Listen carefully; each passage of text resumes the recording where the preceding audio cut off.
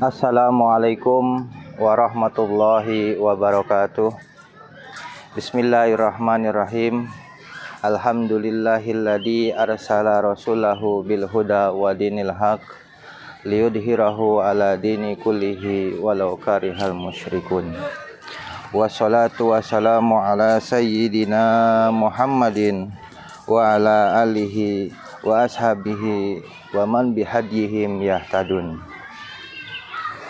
Hadirin yang dirahmati oleh Allah Subhanahu wa taala, mari kita sama-sama memanjatkan puja-puji syukur kehadirat Allah Subhanahu wa taala, yang mana di kesempatan yang baik ini kita masih bisa diberikan kenikmatan nikmat sehat walafiat, sehingga kita dapat hadir di tempat yang mulia ini dalam rangka thalabul ilmi. Sholawat teriring salam marilah kita aturkan kepada junjungan alam yakni Nabi besar Muhammad sallallahu alaihi wasallam, kepada keluarganya, kepada sahabatnya, dan mudah-mudahan kita semua akan mendapat syafaatnya di yaumil qiyamah nanti. Amin ya Allah ya rabbal alamin. Hadirin yang dirahmati oleh Allah Subhanahu wa taala, pada kesempatan yang baik ini perkenankan saya menyampaikan pencerahan dengan tema meneladani sifat Rasulullah sallallahu alaihi wasallam dalam surat Al-Anbiya ayat 107.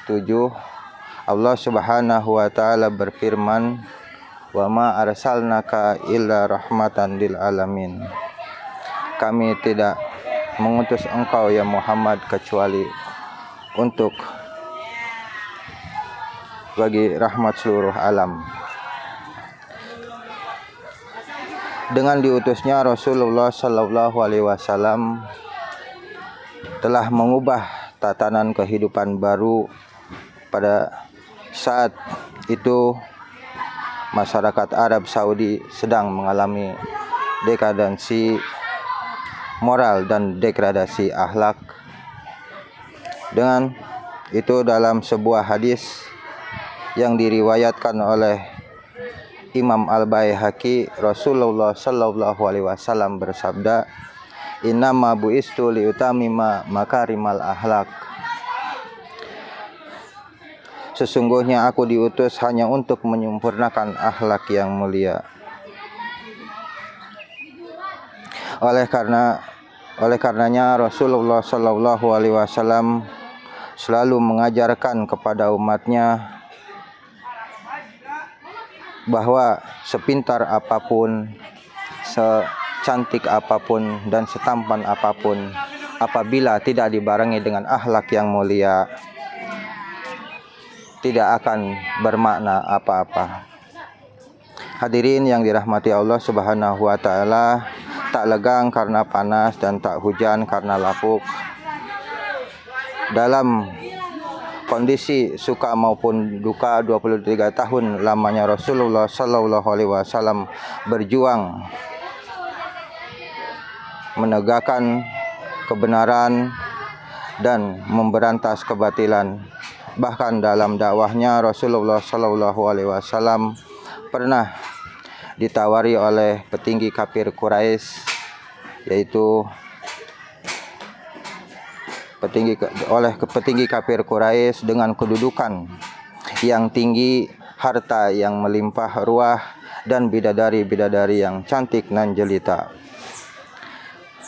Asalkan Rasulullah tidak mengajarkan ajaran Allah Subhanahu wa taala.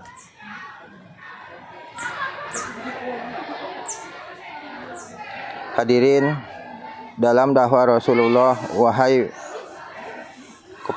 beliau berkata kepada petinggi kafir Quraisy, "Wahai petinggi kafir Quraisy, seandainya bulan kau letakkan di tangan kiriku dan matahari di tangan kananku, aku tidak akan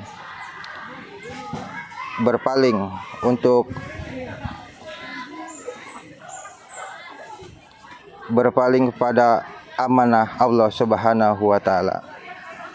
Hadirin yang dirahmati oleh Allah Subhanahu wa taala, begitu indahnya ajaran Rasulullah, begitu sejuknya sifat Rasulullah, begitu gigihnya dakwah Rasulullah, sifat Rasulullah patut kita teladani dari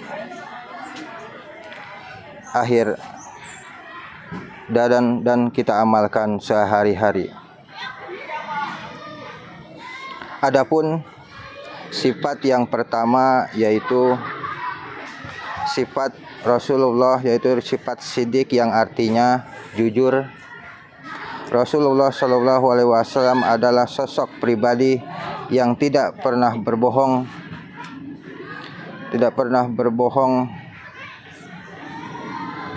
bahwa selalu menegakkan kepentingan kejujuran setiap aspek kehidupan, sebagaimana Allah Subhanahu wa taala berfirman dalam surat Al-Ahzab ayat 70, ya ayyuhalladzina amanu taqullaha wa qulu qawlan sadida. Wahai orang-orang yang beriman, berdakwahlah kamu kepada Allah dan ucapkanlah yang baik-baik. Hadirin yang dirahmati oleh Allah Subhanahu wa taala. Lalu sifat yang kedua yaitu sifat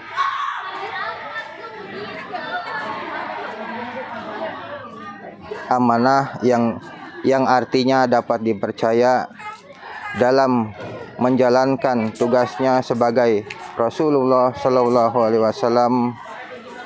Beliau tidak pernah menggunakan kewenangannya, kepentingannya untuk kepentingan pribadi.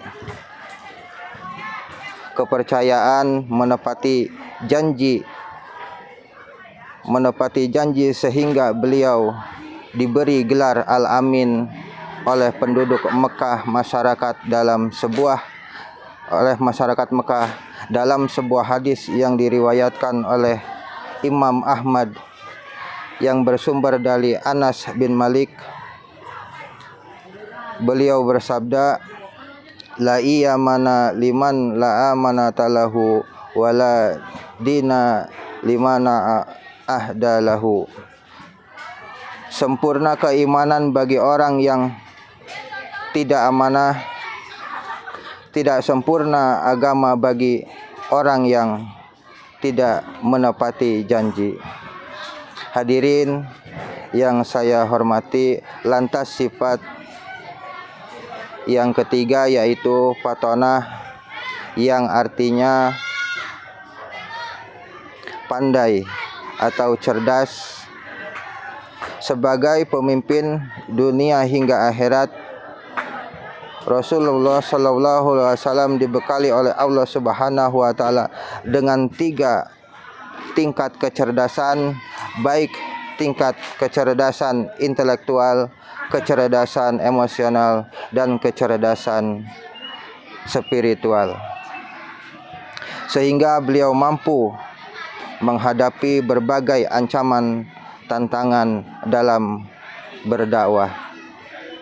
Kemudian sifat yang keempat yaitu tabligh.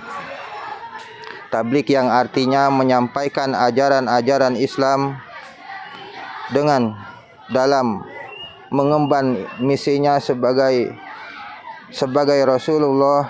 Beliau selalu memberi kabar gembira dan peringatan basyirah wa nadirah kepada umatnya, serta mengajak dan membimbing pada